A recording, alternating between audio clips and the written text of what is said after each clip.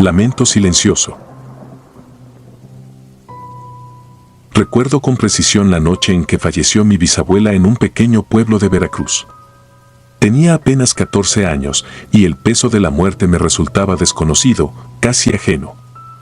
Al llegar con mi familia a la vieja casa donde se llevaría a cabo el velorio, sentí un aire denso que se arremolinaba en torno a las paredes de madera, como si la propia construcción guardara secretos bajo sus crujidos. Cada paso que dábamos resonaba en el pasillo, anunciando nuestra presencia y recordándome que, en ese lugar, el silencio nunca era completo.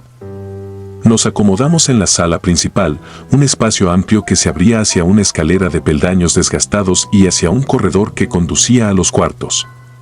Ahí, sobre una mesa grande cubierta con un mantel de encaje, colocaron el féretro de mi bisabuela. Apenas una semana atrás, ella nos había preparado café y contado historias de la familia, pero ahora yacía en ese ataúd rodeada de cirios que titilaban con una luz tenue. Mi madre y mis tías limpiaron el rostro de mi bisabuela con sumo cuidado, acomodaron flores alrededor y nos pidieron rezar en silencio. Las primeras horas transcurrieron con el típico murmullo de los familiares y vecinos que acudían a presentar sus respetos. El tiempo parecía adormecer el dolor, haciendo que la gente se distrajera con anécdotas, susurros y algún que otro recordatorio de lo buena persona que había sido la difunta. Mi vista se posó en los ventanales polvorientos que daban al patio central. Afuera, la noche caía con una lentitud inquietante y el canto distante de los grillos añadía un matiz lúgubre al ambiente. Aquella casa siempre había sido un lugar de reunión para la familia, pero bajo la sombra de la muerte parecía transformarse en un escenario cargado de presentimientos oscuros. Cuando se hizo tarde y los visitantes empezaron a marcharse, el viento comenzó a soplar con fuerza inusual. Los cirios se tambaleaban, amenazando con apagarse a pesar de estar protegidos tras altos cilindros de vidrio. Me senté en una silla de madera cerca del féretro y comencé a observar cada detalle. Noté las grietas en el techo que semejaban telarañas gigantescas, el papel tapiz descascarado de las paredes y el retrato enmarcado de mi bisabuela que reposaba sobre un mueble antiguo. Parecía vigilar la escena con sus ojos serenos, casi como si todavía nos acompañara en espíritu. A medida que la noche avanzaba, los murmullos cesaron. Mis padres y otros parientes se dispersaron por los rincones de la casa. Algunos se quedaron a dormir en el cuarto que daba hacia el patio, otros prefirieron descansar en la cocina y unos pocos se sentaron en el corredor con velas en sus manos para acompañar el cuerpo. Sin embargo, algo me impulsó a permanecer cerca del ataúd. Sentía una mezcla de curiosidad y miedo, pues no lograba quitarme de la cabeza la idea de que mi bisabuela no se había marchado por completo. Había escuchado historias sobre almas en pena y apariciones en los velorios, relatos que solían contarse para atemorizar a los niños, pero esa noche tuve la certeza de que en la penumbra se gestaba algo mucho más real. El crujir de la madera retumbaba en cada pared. Casi podía percibir los pasos sigilosos de un visitante invisible que recorría la casa, como si anduviera de puntillas para no perturbar nuestro duelo. Sentía mi corazón latiendo con fuerza mientras el viento arremetía contra las ventanas. De pronto, un golpe seco hizo vibrar la puerta principal y las velas que rodeaban el féretro se apagaron de un suspiro. Me incorporé de mi silla con el alma encogida. Casi sin pensarlo, agarré un cerillo y encendí las velas de nuevo, pero para mi sorpresa, un segundo soplo de viento volvió a sumirnos en la oscuridad más completa. La sensación de ser observado se intensificó. Ya no me sentía solo en la sala, pues algo ajeno se movía cerca. El silencio era tan denso que me dolían los oídos, y mis propios latidos retumbaban en mis sienes. Mis piernas estaban rígidas, pero me armé de valor y caminé alrededor del féretro. En ese instante lo escuché, un lamento entrecortado que pareció brotar desde el interior de la madera. Fue un sonido breve, como un susurro ahogado, pero lo sentí tan claro que mis manos comenzaron a temblar. Miré alrededor buscando a alguien que me confirmara haberlo escuchado también, pero todos estaban lejos o dormidos. Fue tan real y escalofriante que me quedé helado, sin saber cómo reaccionar. Los minutos siguientes fueron un tormento. El miedo se apoderó de mi cuerpo y a pesar de querer moverme, me sentía paralizado por la incertidumbre. Decidí sentarme de nuevo junto al ataúd, asegurándome de que mi bisabuela estuviera realmente inerte. Podía ver su rostro pálido, inmóvil, con los ojos cerrados y las manos cruzadas sobre el pecho, pero esa quietud no disminuía mi desasosiego. Cada tanto me atrevía a estirar la mano para tocar la superficie del féretro, esperando no sentir ningún movimiento extraño. Me repetía a mí mismo que solo era mi imaginación, el cansancio y la tristeza mezclados con la sugestión de las leyendas que había escuchado. Sin embargo, no dejaba de pensar que tal vez el alma de mi bisabuela quería advertirnos de algo terrible. La noche parecía prolongarse sin fin. Las horas se ralentizaban y el tic-tac del viejo reloj de pared, aquel que llevaba décadas en la familia, martillaba mis oídos con una cadencia exasperante. De vez en cuando alcanzaba a escuchar murmullos en las habitaciones contiguas, crujidos repentinos en la planta alta y el susurro del viento escabulléndose por las rendijas. Aún así, nada era tan perturbador como aquel quejido que sentí provenir del ataúd. Intentaba rezar, pero las oraciones salían incompletas de mis labios. Cada que comenzaba un Padre Nuestro, mi mente se desviaba hacia la posibilidad de que algo sobrenatural estuviera a punto de manifestarse. Traté de mantener la compostura, pero un escalofrío constante recorría mi espalda. Mi madre despertó en algún momento y se sentó a mi lado. Me miró con los ojos cansados y preguntó si me encontraba bien, si necesitaba algo. No quise alarmarla, así que negué con la cabeza y sonreí con nerviosismo. Me acarició el pelo y dijo que intentara dormir un poco, que la noche sería larga y todavía faltaban horas para el entierro. Asentí sin mucha convicción, pero sabía que no sería capaz de cerrar los ojos. Ella se quedó un rato, sumida en sus pensamientos, y luego se levantó para calentar café en la cocina, dejándome otra vez solo con mis temores. En algún momento, la penumbra de la sala pareció contraerse y luego ensancharse, como si las sombras cambiaran de forma.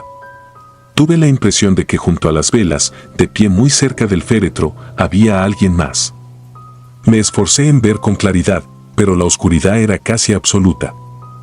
Cuando me levanté para comprobar que allí no había nadie, sentí una ráfaga helada que me hizo estremecer.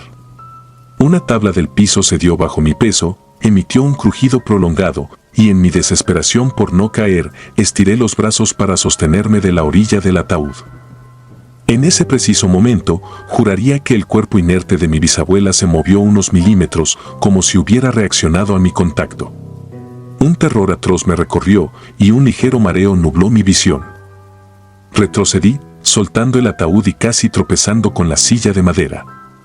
Quise gritar, pero algo en mi garganta lo impidió. Me quedé allí, expectante, observando si el cuerpo volvía a moverse. Todo seguía igual de quieto, aunque noté que el rostro de mi bisabuela parecía más serio, casi enfadado. Con la respiración agitada, me pregunté si mis sentidos me habían traicionado o si lo que acababa de vivir era real. Sentía un nudo en el estómago y un hormigueo en la nuca. El reloj dio la 1 de la madrugada y el sonido de las campanadas me sobresaltó. Decidí salir de la sala para tomar aire. Atravesé el corredor, pasé junto a la escalera y llegué al patio central. El viento era aún más fuerte afuera y las hojas de los árboles susurraban con un canto lúgubre. Cerré los ojos tratando de calmarme, pero seguía escuchando esos crujidos y lamentos que parecían perseguirme. Fue entonces cuando noté que, en una ventana del segundo piso, alguien asomaba el rostro. Al principio pensé que era un familiar, tal vez mi tío o un primo, pero su silueta estaba inmóvil, observándome fijamente desde la penumbra. Me pregunté si se trataba de una sombra deformada por el reflejo de la luz, pero algo en mi interior me decía que esa presencia no era de este mundo. El terror se mezclaba con la adrenalina y me aferré a la idea de que mi mente me estaba jugando una mala pasada. Pero cuando parpadeé y volví a mirar hacia la ventana, la figura seguía ahí, inmóvil, sin rasgos definidos, mirándome con lo que interpreté como una advertencia silenciosa. El viento volvió a soplar y me pareció escuchar un lamento lejano, similar al que había oído en la sala. No supe qué hacer, sentía que mis piernas se negaban a responder, y el corazón retumbaba en mi pecho con tanta fuerza que pensé que se me saldría. Regresé al interior casi corriendo, buscaba refugio en la presencia de mi madre o mis tías, pero el pasillo se sentía interminable. A mi alrededor, las paredes parecían encorvarse y proyectar sombras extrañas en el suelo. Cuando llegué a la cocina, encontré a mi madre preparando más café, con la mirada perdida, como si también sintiera algo raro en el ambiente. Me preguntó por qué estaba tan pálido, pero no pude articular una respuesta coherente. Solo alcancé a decir que algo extraño pasaba en la casa. Ella me miró con ternura, pero al mismo tiempo percibí un rastro de preocupación en sus ojos. Me sirvió una taza de café caliente y me pidió que intentara calmarme. Le di un sorbo a la bebida, sintiendo como el calor me recorría la garganta y el pecho. Traté de explicarle que oí un lamento proveniente del féretro, pero las palabras no fluían con facilidad. Ella, con la voz baja, dijo que a veces los sonidos de la casa vieja podían confundirnos, que quizás eran las tablas crujiendo o el viento colándose por las grietas. Pero sus manos temblaban un poco mientras hablaba, señal de que mis sospechas no le resultaban tan descabelladas. Terminó por aconsejarme que me quedara con ella un momento más y que rezáramos en voz baja por el alma de mi bisabuela. Lo hicimos. Recitamos algunas oraciones que conocíamos, pero mi corazón no hallaba sosiego. Me esforzaba en concentrarme en cada palabra, aunque el recuerdo del lamento y de la figura en la ventana me carcomía los pensamientos. Me invadía la sensación de que el espíritu de mi bisabuela seguía presente. En mi interior, pensaba que tal vez ella quería prevenirnos de algo que se escondía en esa casa o que deseaba darnos un último mensaje. La incertidumbre me oprimía el pecho y comencé a sudar frío pese a la brisa helada que se filtraba por los muros. Sentí el impulso de regresar a la sala y enfrentar el miedo de una vez. Mi madre, al verme decidido, me permitió ir, no sin antes pedirme que la llamara si notaba algo fuera de lugar. Volví a caminar por el corredor y entré en la habitación donde reposaba el cuerpo de mi bisabuela. El ambiente estaba aún más cargado. Los cirios habían sido encendidos de nuevo, pero la flama se movía como si algo la amenazara desde las sombras. Un olor a cera quemada y flores marchitas invadía el aire. Me acerqué al ataúd con pasos cautelosos, temblando al imaginar que podía encontrarme. Cuando estuve a un par de metros, pude ver claramente el rostro de mi bisabuela. Su expresión ya no lucía tranquila. Parecía que una mueca de sufrimiento se había dibujado en sus rasgos y un terror indescriptible me recorrió de pies a cabeza. La piel de mi bisabuela se veía aún más pálida, casi traslúcida, y un pensamiento siniestro me atravesó. ¿Podía ser que ella estuviera viva todavía, atrapada en un sueño letárgico, incapaz de comunicarse? Recordé viejas leyendas que hablan de personas que son enterradas por error, y eso me estremeció más. Alargué la mano para sentir la superficie de la madera, intentando comprobar que no hubiera ningún movimiento en el interior. Fue ahí cuando algo detrás de mí emitió un ruido seco, como si un mueble pesado se hubiera arrastrado unos centímetros. Me giré de inmediato, con la piel erizada, y vi la silueta de una persona que se desvanecía en la oscuridad hacia la puerta. Fui tras esa presencia, dominado por el pánico, pero en cuanto crucé el umbral, el corredor estaba vacío. Las tablas del piso volvían a crujir bajo mis pies y la penumbra lo envolvía todo. Un golpe de viento sacudió las cortinas del pasillo y me pareció sentir un roce helado en el brazo, como si una mano espectral se atreviera a tocarme. Retrocedí con un sobresalto, conteniendo un grito que se ahogó en mi garganta. De pronto, escuché pasos rápidos en la planta alta, seguidos de un portazo. Subí las escaleras sin dudar, aunque cada fibra de mi ser gritaba que me quedara donde estaba. Encontré los cuartos a oscuras, con la puerta de la última habitación entreabierta. Me adentré, encendí la luz temblorosamente y descubrí que no había nadie. Sin embargo, el ambiente era sofocante y las paredes parecían impregnadas de un aura pesada. Al girar para marcharme, noté que el pasillo se extendía más de lo normal, como si la casa se deformara a voluntad. Mis ojos tardaron en acostumbrarse, pero juraría que vi a mi bisabuela de pie al fondo, vestida con la misma bata blanca con la que la habían enterrado.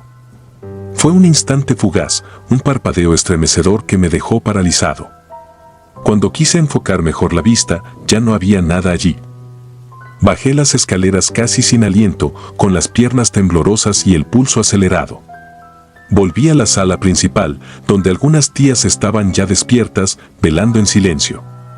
Todo parecía calmo, pero sentía un nudo en la garganta que me impedía hablar. Las horas siguientes transcurrieron en un estado de vigilia tensa hasta que el primer rayo de sol se asomó por la ventana. Fue en ese momento cuando, de manera casi imperceptible, la atmósfera pareció aligerarse. Poco a poco, se escucharon los sonidos cotidianos del pueblo. Prepararon el ataúd para llevarlo al panteón, y yo me alejé mientras lo colocaban en la carroza fúnebre. Desde aquel día, cada vez que entro a esa casa siento un escalofrío que me recorre la espalda. No importa la ocasión, navidades, reuniones familiares o visitas esporádicas. Siempre que atravieso la puerta, los recuerdos de aquella noche me asaltan con la misma nitidez. Rememoro el lamento que escuché, la figura extraña en la ventana, el rostro de mi bisabuela contraído y la certeza de que algo se movió dentro del féretro. Ninguna explicación lógica ha logrado aplacar mi convencimiento de que, de alguna forma, el espíritu de mi bisabuela quiso advertirnos de algo. Quizá intentó protegernos de una presencia maligna que rondaba esa casa o simplemente nos dejó saber que aún seguía allí, atrapada entre los muros que tan bien conocía. He tratado de desechar el incidente como un producto de mi propia sugestión infantil, pero es imposible. Todavía tengo pesadillas en las que oigo el crujir de la madera, veo cómo las velas se apagan solas y siento la mirada de alguien que me observa desde las sombras. En esos sueños, me encuentro de nuevo en el velorio, con 14 años, incapaz de gritar o moverme, mientras el ataúd se sacude ligeramente y un gemido lastimero retumba en la sala vacía. Me despierto empapado en sudor y con el corazón acelerado, rememorando la misma pregunta que me he hecho desde entonces: ¿qué era lo que mi bisabuela quería decirme? No he encontrado la respuesta, y quizás nunca la tenga. Pero cada vez que regreso a ese pueblo de Veracruz, las imágenes vuelven a mí con la misma fuerza, y el crujido de la casa reaviva mis temores más profundos. Han pasado los años, y aunque la vida me ha llevado por distintos caminos, esa noche se quedó grabada en mi memoria con una nitidez que me acompaña sin descanso. La muerte de mi bisabuela no solo marcó el final de una etapa, también abrió la puerta a una oscuridad que hasta el día de hoy me hace temblar. Y así continúo, viviendo con esa sombra en mi recuerdo.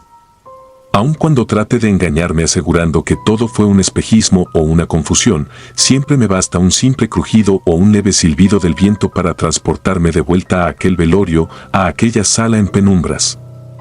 A aquel instante en que mis nervios se quebraron al escuchar un lamento desde el féretro. Eso me ha robado muchas noches de sueño, y a veces pienso que seguirá atormentándome mientras exista esa vieja casa en Veracruz, con sus suelos de madera y sus rincones oscuros. Aguardando el día en que decida volver a cruzar su umbral con el mismo corazón temeroso que entonces. Ofrenda mortal. Mi nombre es Javier y nací en un pequeño pueblo de Oaxaca, donde la gente respeta las tradiciones con un fervor casi sagrado. Crecí escuchando historias de aparecidos y sucesos que ocurrían en los velorios. Siempre las consideré exageraciones de ancianos que buscaban mantener viva la superstición, pero jamás pensé que yo mismo vería algo que me dejaría temblando hasta el día de hoy. Todo empezó cuando falleció mi abuela, una mujer que había sido el pilar de mi familia. Ella era la encargada de organizar, año con año, un ritual muy particular en los funerales. Se preparaban ofrendas de pan, flores y velas con un cuidado que iba más allá de la simple despedida del difunto. Según mi abuela, esa costumbre familiar se remontaba a tiempos remotos. Recuerdo que me dijo una vez que mis antepasados llamaban a esos altares los puentes entre nosotros y los muertos, y que cualquier extraño que participara sin invitación traería una consecuencia imposible de revertir. La noche que velamos a mi abuela, la casa se llenó de un silencio indescriptible. No era la calma usual de un pueblo dormido, sino una quietud pesada que oprimía el pecho y erizaba la piel. Las sillas se habían acomodado alrededor del féretro y, sobre una mesa en la que se colocó un mantel antiguo hecho a mano, descansaban la ofrenda de pan, las flores y varias velas encendidas. Nadie se atrevía a hablar en voz alta. Mis padres apenas susurraban oraciones, mis tíos rezaban sosteniendo rosarios viejos, y mis primos mantenían la cabeza gacha. Al fondo de la sala, yo contemplaba la efigie del rostro de mi abuela. Parecía dormir, aunque la palidez de sus mejillas me hacía sentir un escalofrío. Sentí un ligero temblor en las manos al notar que los párpados de mi abuela, al reflejo de las velas, daban la impresión de moverse. Me acerqué para convencerme de que era un efecto óptico, pero sentí que mi propia respiración se cortaba al ver que sus labios, casi imperceptiblemente, se estremecían. Cerré los ojos un instante, intentando recuperar la compostura. Cuando los abrí, su rostro estaba inmóvil de nuevo. No dije nada a nadie. Tenía miedo de que creyeran que yo deliraba por el cansancio o la tristeza. Conforme la noche avanzaba, los familiares iban llegando a ofrecer sus respetos. Algunos traían más pan, otros dejaban flores coloridas alrededor del féretro. Ninguno se atrevía a cambiar la distribución que mi abuela había indicado desde mucho antes de morir. Ella dejó escritas instrucciones detalladas de cómo organizar sus propios rezos, de qué tipo de flores disponer y de dónde colocar cada vela. Mi madre se empeñó en cumplir todos los puntos al pie de la letra, temerosa de que la memoria de la abuela se viera ofendida de alguna forma. Mi tía mayor, incluso, se quedó junto al altar vigilando que nada se moviera de su lugar. En el silencio, se escuchaba el chisporroteo de las velas y el golpeteo suave de unas ramas de pirul que colgaban cerca de la ventana. Todo parecía estar en orden, hasta que llegó la medianoche y la vecina Petra hizo su aparición. Era una mujer entrada en años que se había llevado bien con mi abuela, aunque no formaba parte de la familia. Vino con intención de dar el pésame, pero nadie la invitó a sentarse. Solo se quedó de pie, en un rincón, esperando algún gesto de cortesía para acercarse. Parecía nerviosa, como si sintiera que no debía estar ahí. Yo estaba tan enfrascado en mis recuerdos que no le di mucha importancia a la presencia de Petra. A fin de cuentas, en el pueblo era normal que vecinos y amigos vinieran a mostrar sus condolencias, aunque fuera en la madrugada. Pero poco después, noté que sus manos temblaban y su rostro se demacró en cuestión de minutos. Petra empezó a sudar a chorros.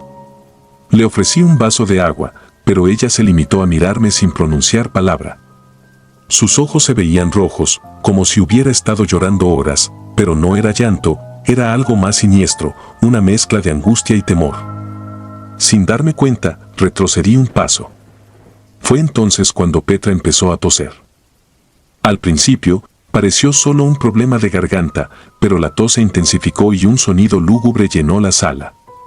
La mujer no alcanzó a cubrirse la boca cuando un chorro de sangre oscura brotó de sus labios. Soltó el vaso de agua. La gente se levantó de inmediato y mi madre corrió a auxiliarla, pero no hubo nada que hacer. Petra se desplomó en el piso y expiró sin que pudiéramos emitir un solo grito. Todo ocurrió en cuestión de segundos. Mientras contemplaba el charco de sangre, sentí que el ambiente se volvía irrespirable. Hubo un murmullo entre mis tíos y la voz severa de mi tía abuela se alzó para decir que la tradición de la ofrenda era solo para la familia y que mi abuela jamás permitía a extraños estar presentes en el ritual principal. Había una vieja creencia de que si alguien ajeno a la sangre de la familia osaba interferir en la ceremonia, el difunto cobraría la afrenta de la forma más despiadada. Recordé que hacía apenas unos meses mi abuela me había advertido sobre las consecuencias de no respetar las ofrendas tal como ella las establecía. Pensé que eran historias inventadas para infundir miedo, pero aquella noche me di cuenta de que había algo profundamente real en sus advertencias. La muerte repentina de Petra retumbó en la conciencia de todos. La gente corrió para buscar ayuda, llamaron al médico del pueblo, quien llegó desconcertado y confirmó que la mujer había fallecido sin una causa aparente. No tenía sentido lógico que alguien tosiera sangre de esa forma y se derrumbara sin un dolor previo, sin una historia clínica que lo explicara. Después de retirar el cuerpo de Petra, un silencio aún más pesado se apoderó de la sala. No hubo llantos ni gritos de desesperación, sino un temor visceral que se reflejaba en las miradas de cada persona. La mayoría pensó que mi abuela, desde el otro lado, no aprobaba la presencia de nadie ajeno a nuestra familia durante las ceremonias fúnebres. Oír esas conjeturas me puso la piel de gallina, porque parecía que todos daban por hecho algo que yo me resistía a creer, que la muerte de Petra había sido un castigo. Mi madre, cabizbaja, Solo se limitó a decirme que yo debía quedarme y apoyar el ritual en su parte más importante, la del amanecer. La costumbre dictaba que debíamos encender nuevas velas justo antes de la salida del sol y colocar un pan fresco al lado del féretro. Luego debíamos ofrecer unas oraciones en voz baja, como si habláramos directamente a la abuela. Confieso que me temblaron las piernas cuando escuché esas indicaciones, pero asentí para no contrariar a mi madre. Llegada esa hora, levanté un pan recién salido del horno que mi hermana había traído momentos antes y caminé hacia el altar donde yacía mi abuela. Coloqué con cuidado el pan sobre un pequeño plato de cerámica pintada y, al inclinarme para dejarlo, sentí un murmullo detrás de mi oído. Era un susurro sutil, como si alguien pronunciara mi nombre con aire helado. Me giré al instante, pero a mi alrededor solo estaban los cirios encendidos y las flores. Tuve que contener un grito cuando noté que en el mantel blanco, justo donde se posaba la ofrenda, se había formado una mancha roja que no estaba antes. Mis primos, que se acercaron a ver, se quedaron atónitos. Algunos se persignaron, otros rezaron en silencio. Yo sentía el corazón a punto de salirme del pecho. No me atrevía a quitar la vista de aquella mancha, que se expandía de manera lenta pero constante, como si la sangre saliera a través de la tela misma. A la mañana siguiente, terminamos el funeral con un entierro discreto. La mayoría de la gente del pueblo prefirió no acompañarnos al cementerio. Sabían lo que había pasado con Petra y no querían verse envueltos en otra calamidad. Mi abuela fue sepultada al lado de mi abuelo, bajo un árbol enorme que llevaba décadas vigilando nuestro panteón familiar.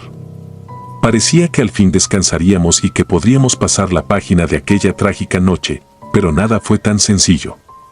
Empezaron a correr rumores.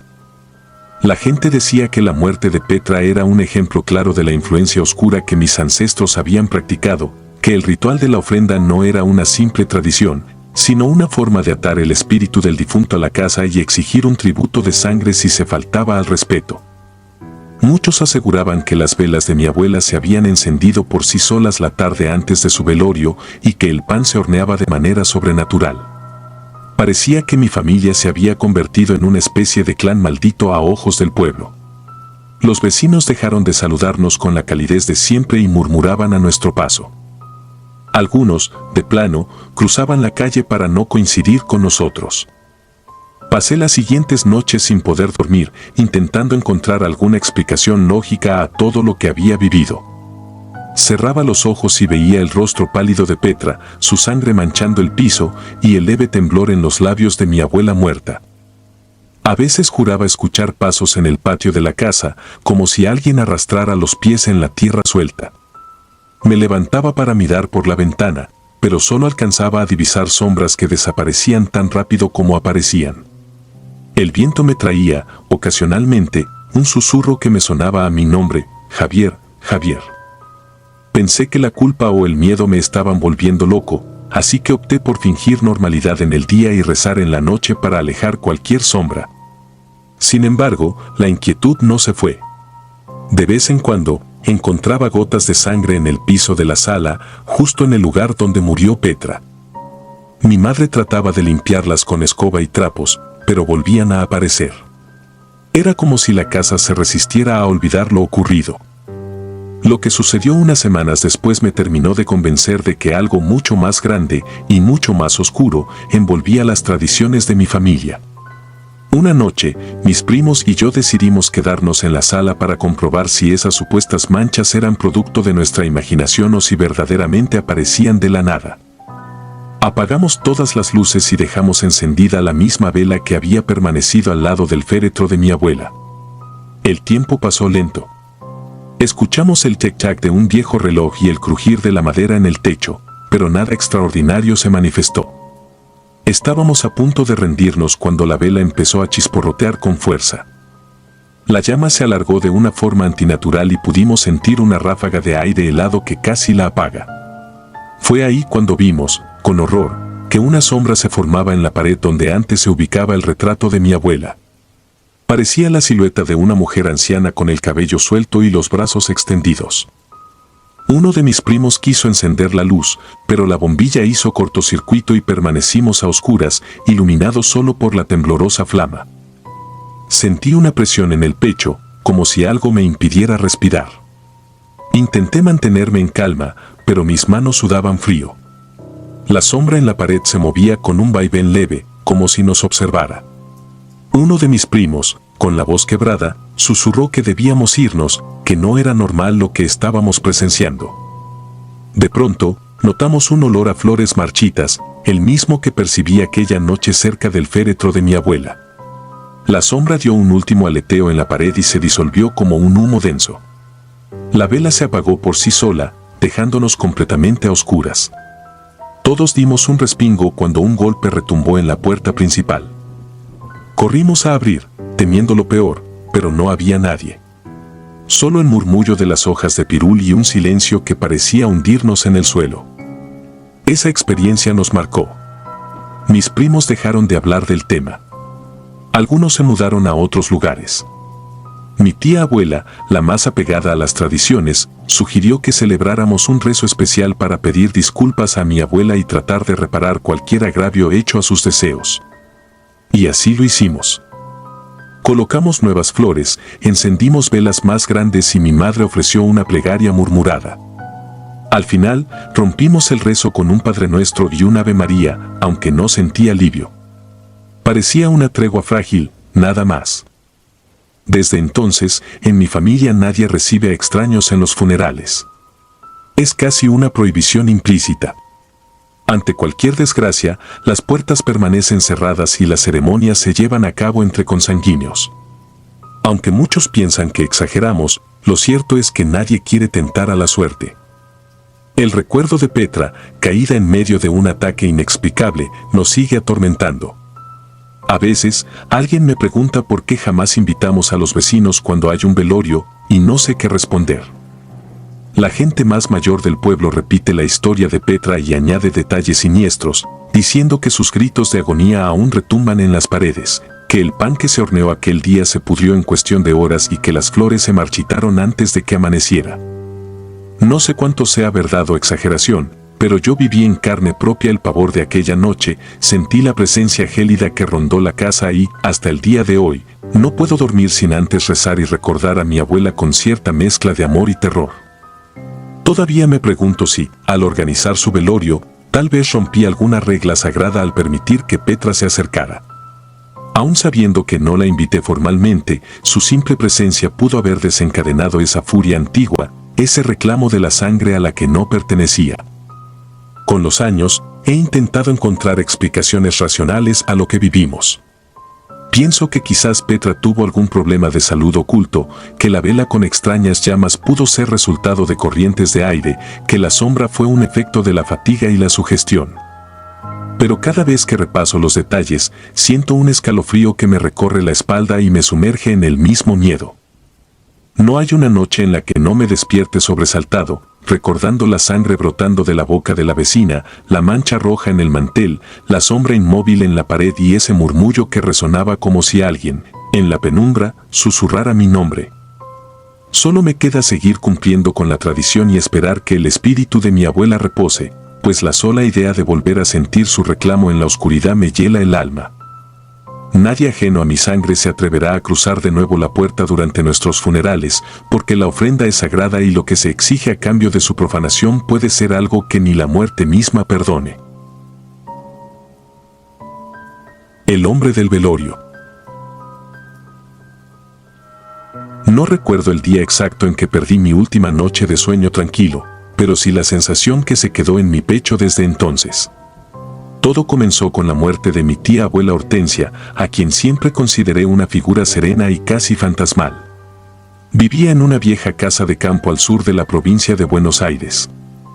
Cada verano, mi familia y yo tomábamos un autobús interminable desde la ciudad para visitarla durante unos días. Su hogar estaba rodeado de maizales altos y un silencio que a veces parecía más pesado que la propia oscuridad de la noche. La última vez que nos invitó fue también la última que la vi con vida. Murió de manera repentina, aunque su salud se había mostrado frágil en los últimos años, por lo que no sorprendió tanto su partida. Aún así, la noticia nos llenó de tristeza y pronto emprendimos viaje para asistir a su velorio. Era una de esas madrugadas frías de invierno cuando llegamos al pequeño pueblo donde vivía Hortensia. El cementerio local quedaba a un costado de un camino de tierra flanqueado por álamos torcidos que crujían con el viento. Nunca había puesto demasiada atención a aquel lugar, pero ahora se me antojaba distinto, quizá por el peso de la muerte reciente en mi corazón. Enseguida noté que los vecinos, gente parca y reservada, se reunían sin hablar demasiado. Apenas si cruzaban miradas, como si temieran pronunciar algo que pudiese invocar un recuerdo funesto. El velorio se llevó a cabo en la casona que pertenecía a mi tía abuela. Era costumbre en ese pueblo que el cuerpo se velara en la misma casa donde vivía el difunto. Solo después se llevaba el féretro a la capilla y, finalmente, al cementerio. Me acuerdo de que, al atravesar la puerta principal, sentí un escalofrío. Supuse que era el dolor de la pérdida. Sin embargo, con el pasar de las horas, comprendí que había otra cosa en esa atmósfera que me inquietaba. Algo oscuro parecía haber anidado en los muros de la vieja casa. Mi familia se repartió por los rincones, mi madre preparaba café en la cocina para los visitantes, mi padre conversaba en voz baja con el párroco y mis primos intentaban acomodar las coronas de flores en la sala principal. Yo me acerqué al ataúd para ofrecer mis respetos y me sorprendió ver el rostro plácido de Hortensia, con las manos cruzadas sobre el pecho. Las velas iluminaban sus facciones con una luz temblorosa y la fragancia de las flores combinada con la cera ardiente formaba un olor agridulce que sentía muy pegado al cuerpo. Aún así, el silencio de esa habitación me perturbaba más que cualquier imagen. Fue entonces cuando mi abuelo, con voz baja y solemne, comenzó a relatar una historia que en un principio me sonó a leyenda de pueblo. Hizo referencia a una época lejana, a los años 50, en un lugar de Argentina que él recordaba vagamente. Dijo que había un hombre extraño que siempre asistía a los velorios, sin importar de quién se tratase la persona fallecida, pero que nunca se acercaba realmente al difunto. Siempre se quedaba en una esquina, observando. Con el tiempo, la gente empezó a acostumbrarse a su presencia, aunque nunca supieron con claridad de dónde provenía ni qué buscaba. Un día, durante el entierro de una joven, alguien notó que el hombre cargaba un bulto envuelto en su abrigo. La curiosidad pudo más que el miedo, y decidieron seguirlo hasta su casa. Lo descubrieron devorando carne humana, partes que habría robado del cadáver. Aquel hombre había estado, durante años, entrando y saliendo de funerales, apropiándose de pedazos de los cuerpos sin que nadie lo notara. Finalmente, la gente del pueblo lo linchó. Después de aquello, contaban los viejos que su espíritu se aparecía en los velorios buscando más carne. Mientras mi abuelo narraba esto, pude sentir cómo las palabras se me incrustaban en la mente. Tal vez fuera la atmósfera ya tensa por la muerte de Hortensia o la manera solemne y pausada que usó para hablar, pero el relato me produjo un escalofrío que no pude explicar. Intenté cambiar de postura para calmar la incomodidad, pero mis músculos parecían paralizados. Mi respiración se volvió más pesada, mi corazón latía con fuerza y aquella historia se ancló en mi imaginación con la violencia de un animal hambriento. Pasé el resto de la noche dando vueltas por la casa, intentando evitar la sala donde yacía el féretro. Miraba de reojo a las personas que llegaban a presentar sus condolencias. Sentí la imperiosa necesidad de revisar el rostro de cada visitante, de cerciorarme de que ninguno mostrara esa misma mirada fija y extraña que describía mi abuelo.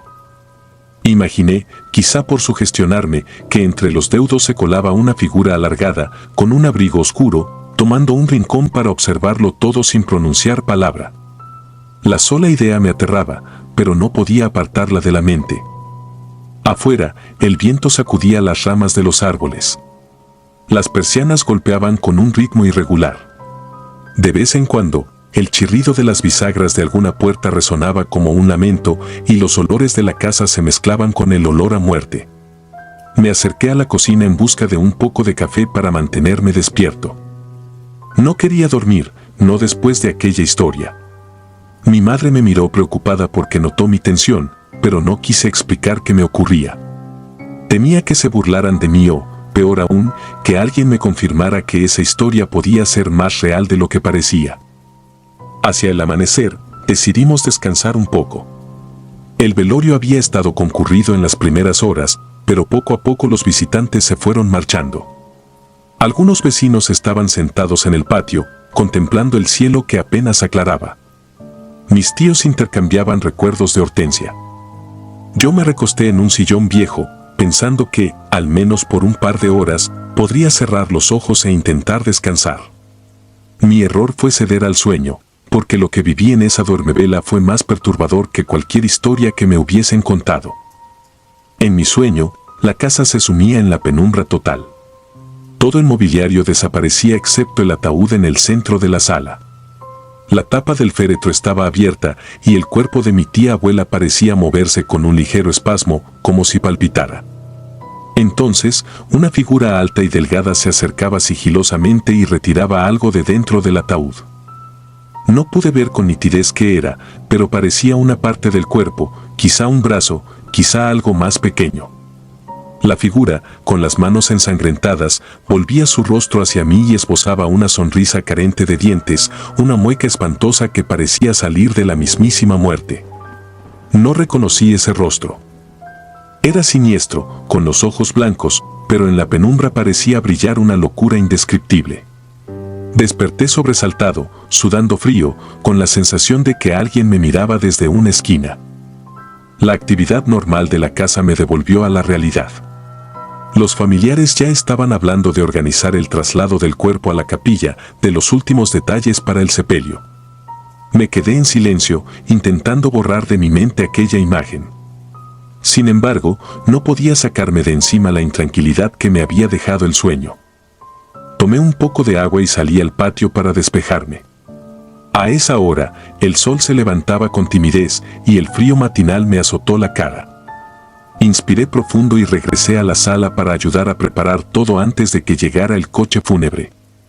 Pasaron un par de horas y, tal como es costumbre en ese pueblo, llevamos el ataúd en una carreta adornada con flores hasta la capilla del lugar, donde se rezaría un responso. La pequeña procesión avanzaba con lentitud y yo miraba alrededor con inquietud. Podía ser paranoia mía, pero juraría que vi a un hombre con abrigo oscuro de pie junto a un árbol, lejos de la multitud, observando.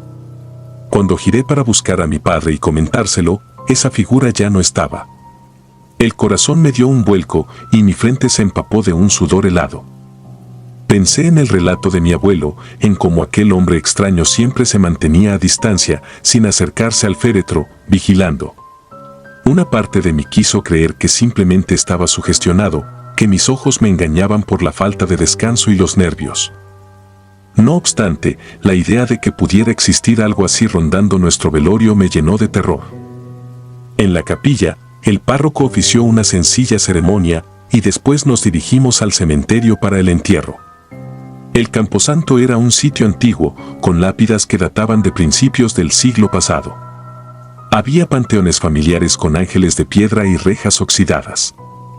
El lugar siempre había tenido un aire melancólico, pero esa mañana mi corazón palpitaba con tal fuerza que apenas podía oír nada más que el retumbar de mi propia sangre en mis oídos.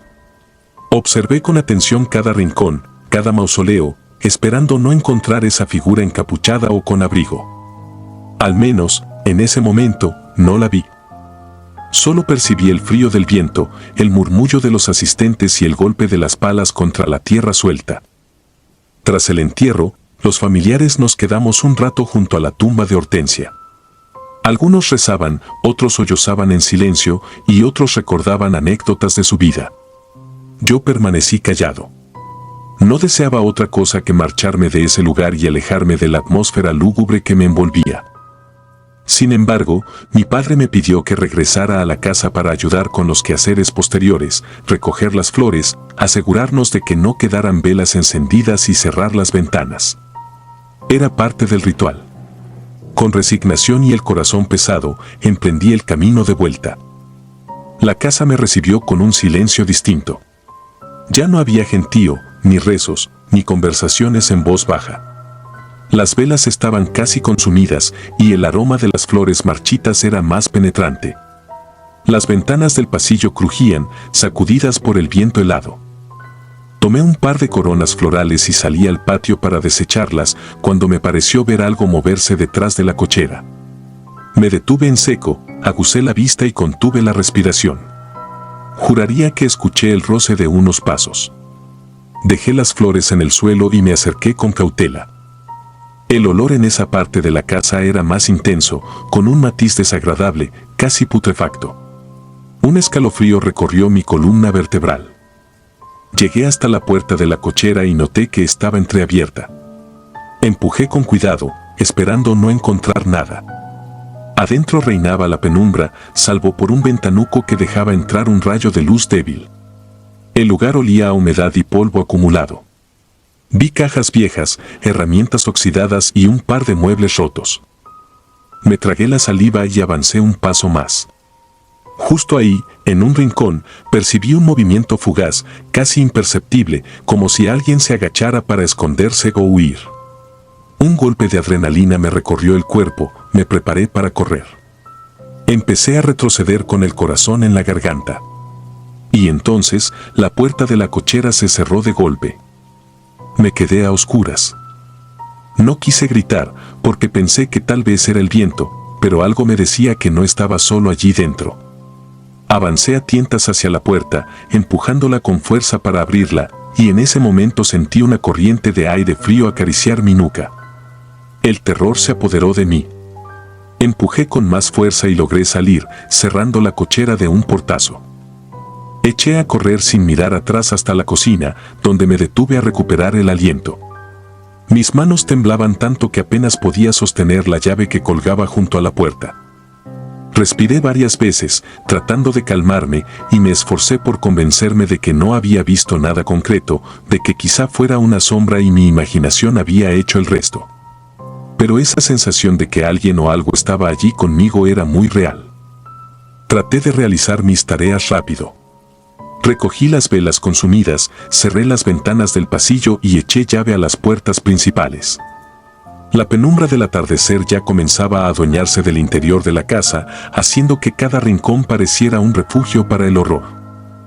Mientras acomodaba las sillas, tropecé con uno de los jarrones de flores que se había volcado, derramando un agua turbia y oscura en el piso de madera. El olor que desprendía era insoportable. Me apresuré a limpiar, pero la sensación de ser observado regresó. Sentía un hormigueo en la parte posterior del cuello, como si una presencia se posara tras de mí, espiando cada uno de mis movimientos. Minutos después llegaron mis padres. Mi madre me notó pálido y nervioso, y me preguntó si me sentía bien. Solo pude asentir. No quería preocuparla más de lo que ya estaba por la pérdida de su tía. Aún así, no podía sacarme de la cabeza la historia de mi abuelo y la idea de que algo o alguien pudiera haberse colado en el velorio para robar partes del cuerpo. Era un pensamiento tan macabro que me revolvía el estómago. Pero la sugestión estaba ahí, alimentada por mis propias impresiones y lo que creí ver. Algo se respiraba en el aire, algo que yo no podía explicar pero que me sumía en una especie de angustia constante. Esa noche nos quedamos a dormir en la casa, pues no había autobuses de vuelta hasta el día siguiente. Compartí habitación con mi abuelo y mi padre. Aún con 3 personas en la misma habitación, no conseguí sentirme seguro. El viento seguía azotando las ventanas y en mis oídos retumbaba cada crujido, cada sonido ocasional de la vieja estructura de la casa. Me daba vueltas en la cama, sin lograr conciliar el sueño.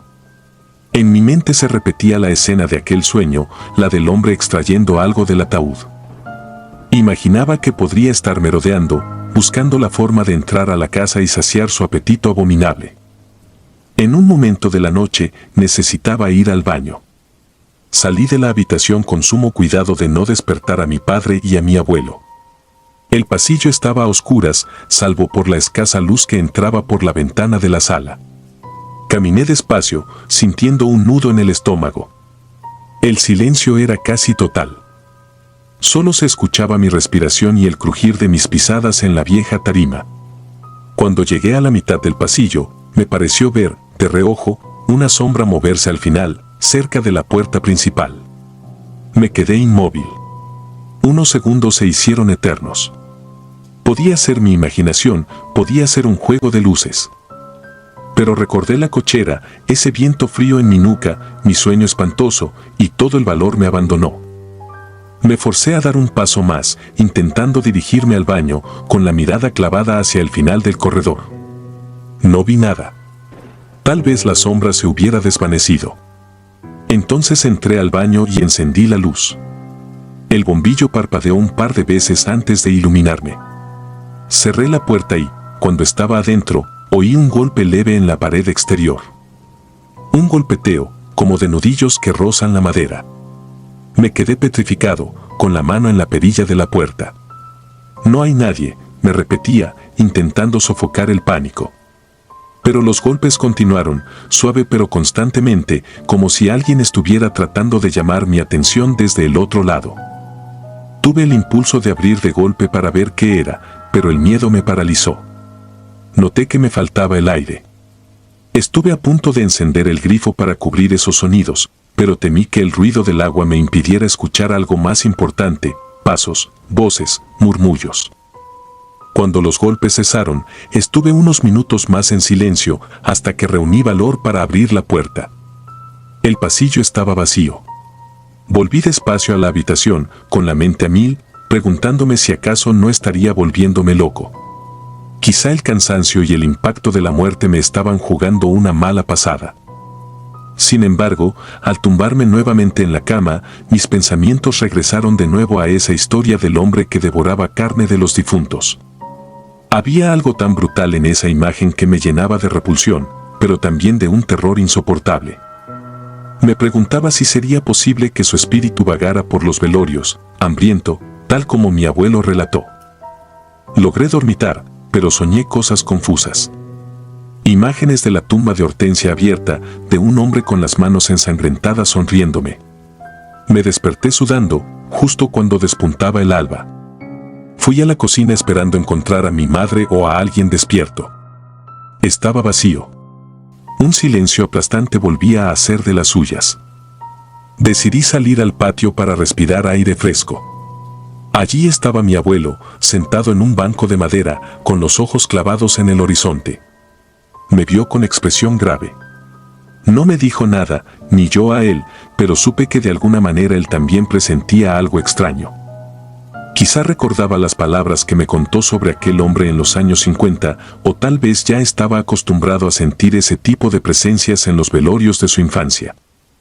Poco antes de que nos marcháramos, entré por última vez a la sala principal para asegurarme de no olvidar nada. Me quedé helado al ver que uno de los viejos espejos de la pared estaba roto en una esquina. Al acercarme, noté que, alrededor de la grieta, había como restos de algo reseco, tal vez sangre.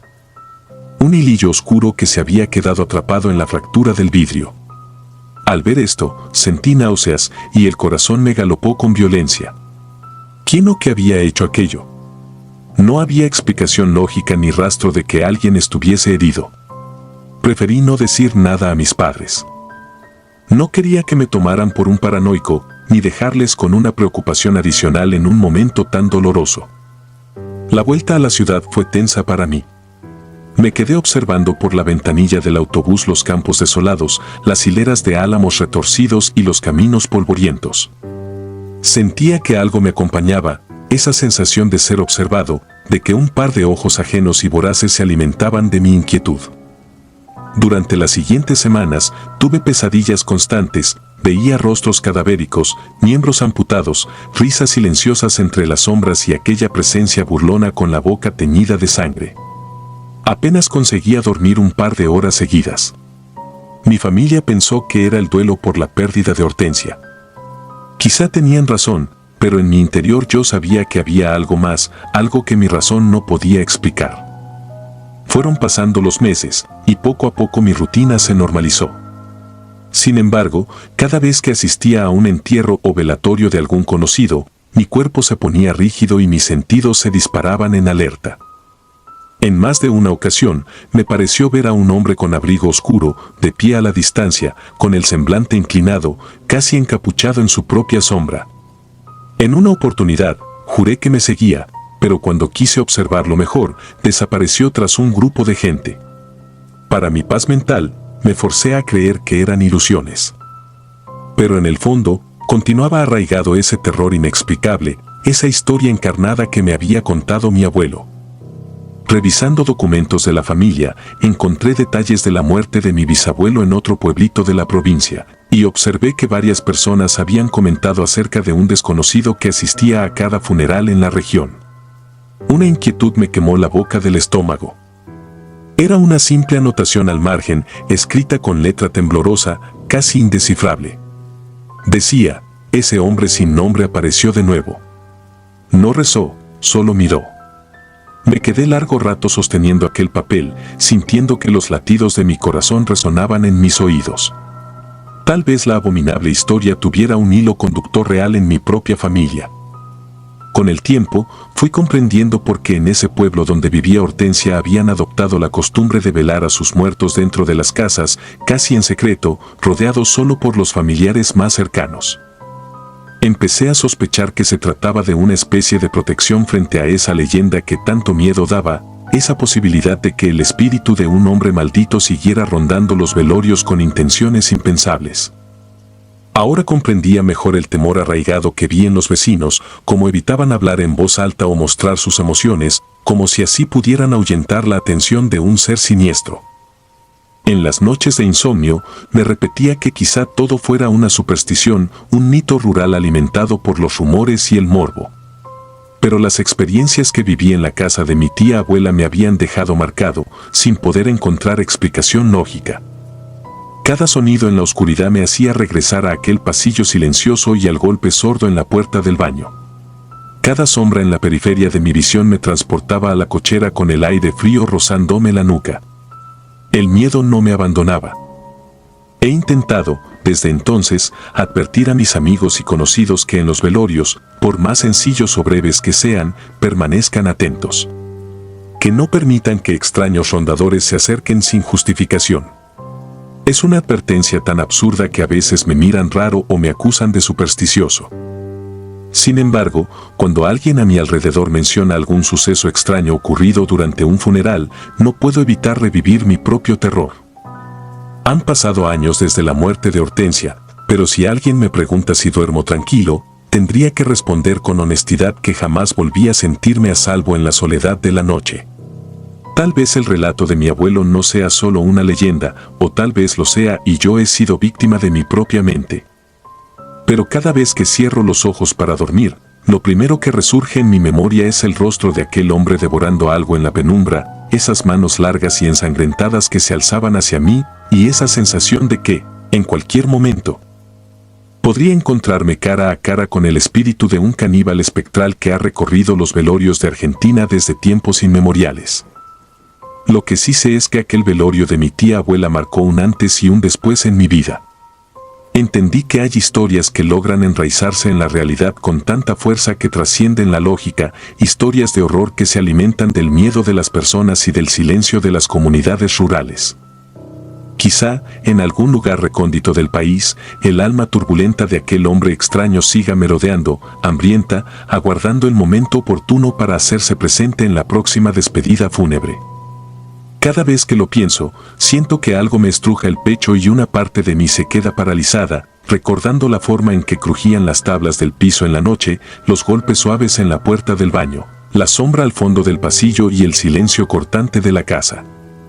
Recuerdo el olor fétido en la cochera y la puerta que se cerró de golpe, dejándome a oscuras, atado a la certeza de que no estaba solo.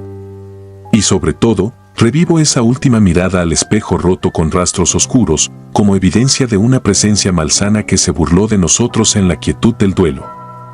Por eso, cada velorio al que acudo, incluso si es en una moderna funeraria de la ciudad, me hace sentir un nudo en el estómago, como si en algún rincón pudiera aparecer aquella figura del abrigo oscuro, siempre al acecho, nunca demasiado cerca del féretro, pero lo suficientemente cerca para robar de nuevo un pedazo de carne y satisfacer su ansia interminable.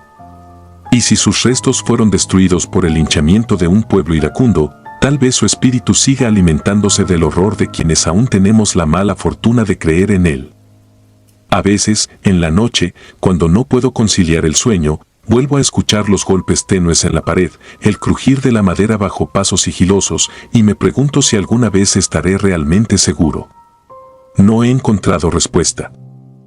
pero sé que cada vez que recuerdo a mi tía abuela Hortensia, también regreso mentalmente a aquella noche espantosa, al helado presagio de que la muerte no siempre es el final y que algunos seres, marcados por la locura y la maldad, permanecen más allá del velo, cazando en el límite entre la superstición y la realidad, hambrientos y burlones.